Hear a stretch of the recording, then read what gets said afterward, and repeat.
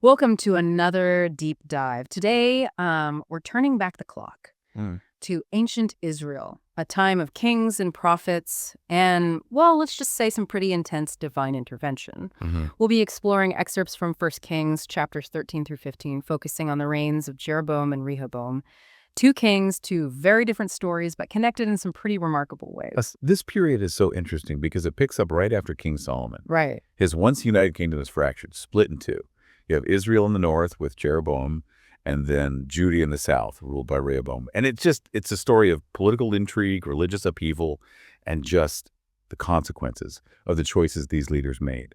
You know, you mentioned those consequences, and it seems like both of these new kings, they're walking a tightrope, trying to establish their legitimacy, prove they deserve to be in charge.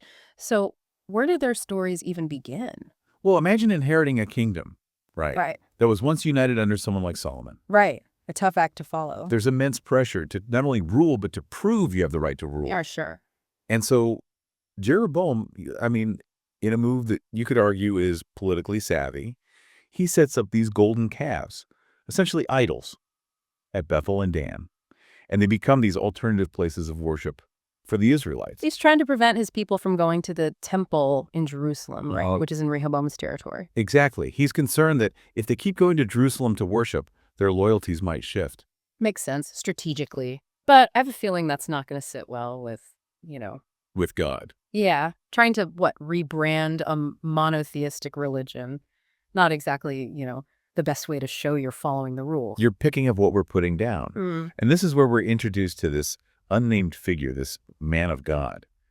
And he appears, seemingly out of nowhere, before Jeroboam as he's standing at the altar in Bethel, ready to inaugurate this whole new system of worship. And he brings a prophecy, right? One that feels almost just personal. Absolutely. This isn't just a general, hey, this is what's going to happen in the future type of prophecy. It's a direct challenge to Jeroboam's authority, to his whole attempt to create a new religious order. Separate from Jerusalem. Exactly. Yeah. And a man of God prophesies that a future king, Josiah by name, will ultimately desecrate the very altar where Jeroboam is standing. But it doesn't stop there. It's not just words, right? There's a sign, almost like God saying, don't think for a second you can pull one over on me. Yeah. The text describes how Jeroboam, enraged by all of this, Yeah. tries to seize the man of God, Bold move. and right then and there, his hand withers. Whoa. And if that wasn't enough, the altar itself splits apart. Talk about a power move. You've got to imagine the people witnessing this are just floored. But what's interesting to me is what Jeroboam does next. He begs for mercy. He wants healing. It's a moment that really makes you wonder, is this genuine repentance? Yeah. Or just sheer terror? Right. Because we see what looks like a change of heart. But as we're going to see, actions often speak louder than words, right? Oh, yeah. So the question of Jeroboam's true intentions, it's going to keep popping up. Okay, so Jeroboam's shaken. His hand is restored. He's seen this incredible display of divine power. You'd think that would be a wake-up call. You would think. But this is where the story takes another turn. Another prophet enters the scene. An older prophet who lives in Bethel. Okay. This is getting interesting. And let's just say he adds a whole other layer of, complexity to an already tangled web. So last we left off, we had this older prophet entering the picture, living in Bethel. What role does he play in all of this? Well, this is where I think the story takes a fascinating turn, right? Because this older prophet, he hears about the man of God, the prophecy, the withered hand, the whole thing, right? Right. And for reasons that aren't entirely clear at first, he decides he's going to go find this man of God. He's going to seek him out and bring him back to his house. Hold on, didn't God tell the man of God specifically not to eat or drink, not even return by the same way he came? Exactly. It's a clear directive, right? Right. And yet, that's what makes the older prophet's actions even more strange. He goes to the man of God and tells him that an angel appeared before him with new instructions, Okay. saying it was fine, it was okay to go back with him and have a meal. Wow. So are we really talking about genuine divine intervention here, or is there something else going on with this older prophet? Right. That's the million-dollar question. Yeah. And we're left to kind of, we wrestle with that ambiguity. Did he really believe he got this new message, or was this a deliberate deception? And it makes you think about what did it mean to have a prophetic experience back then? Because these were experiences that had a lot of weight, a lot of authority. to claim that, to claim an angelic visitation is a big deal. Huge. And the man of God believes him. And he disobeys this direct command that he received from God. Because of what this other prophet is telling him? And he accepts the invitation. He goes with him to eat. Oh, no.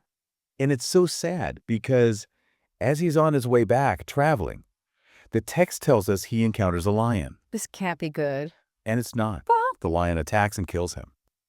And it's a stark reminder that disobedience, even when it's influenced by others, has consequences. Wow. God's instructions, even when we might not fully understand them, they're there for a reason. So what happens to the older prophet? After all of this, does he realize what he did? It seems like he does. Because when he learns about the man of God's death, he acknowledges it. He says straight up that this happened because he disobeyed God's command, because of him. It's almost like this delayed reaction, like a moment of clarity, but it comes way too late. Exactly. And he doesn't just, acknowledge it. He seems to understand how serious it is. Right. He buries the man of God in his own tomb and even makes his sons promise to bury him next to him when he dies. Oh, wow. It's almost like he's saying we're bound together in this tragedy. What a powerful image, It speaks to the impact of our choices and what we say. But what about Jeroboam? Does any of this get through to him? Tragically, it doesn't seem like it. Despite everything, the prophecy, the withered hand, the splitting altar, the death of the man of God, he continues down this path that he's chosen. He even doubles down on it. He's appointing anyone who wants to be a priest in these unauthorized places of worship. It's like he's completely missing the point. Like he's so focused on power and his own version of worship that he can't see what's right in front of him. Yeah. So what happens next? Well, Jeroboam's story continues, and it takes a turn with the illness of his son Abijah. Okay, so we've had prophecies, we've had a withered hand, a lion attack, and now a sick kid. This is like an epic drama unfolding. Right. So what does Jeroboam do? Well, it seems that even with all of his defiance, even in his pursuit of power, he's not immune to the anxieties of a parent who's facing this potential loss. Cool. And he remembers Ahijah, the prophet who initially told him he'd be king. Oh, right. Way back at the beginning. And so maybe he's thinking about how accurate he was then. Yeah. And he decides to consult him again. But he doesn't go himself.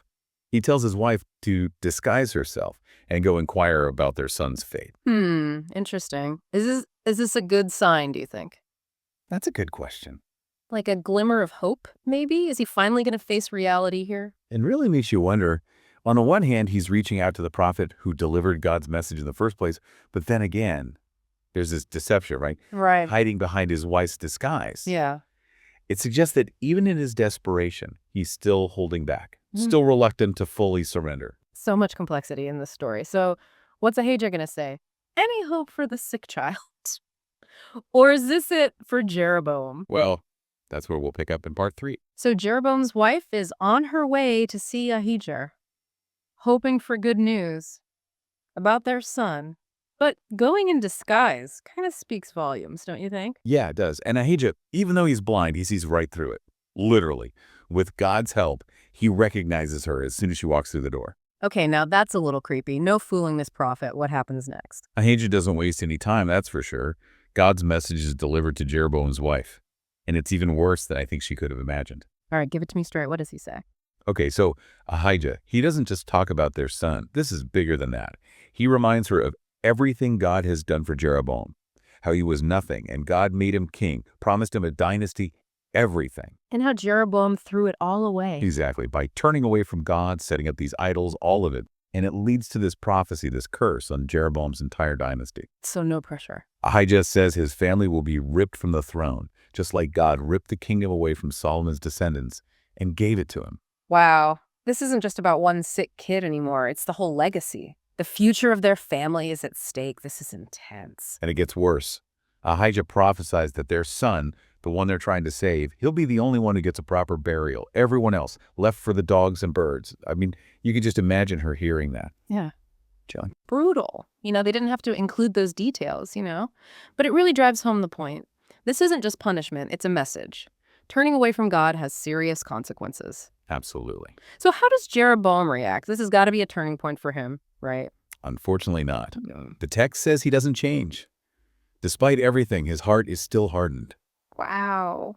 It's almost sadder than the sick child, in a way. All that, and he still doesn't get it.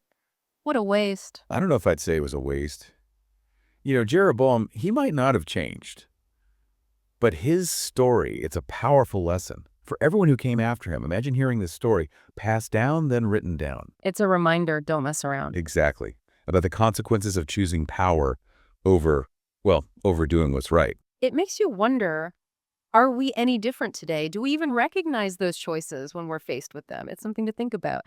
And on that note, another deep dive comes to an end. Welcome to Charlie and Mia's podcast. We're embarking on an exciting journey to read through the entire Bible in just 1 year. Every day, we dive into Scripture, exploring its meanings and how it applies to our lives today. We invite you to join us on this incredible adventure of learning and discovery. Don't forget to subscribe to our channel so you never miss an episode.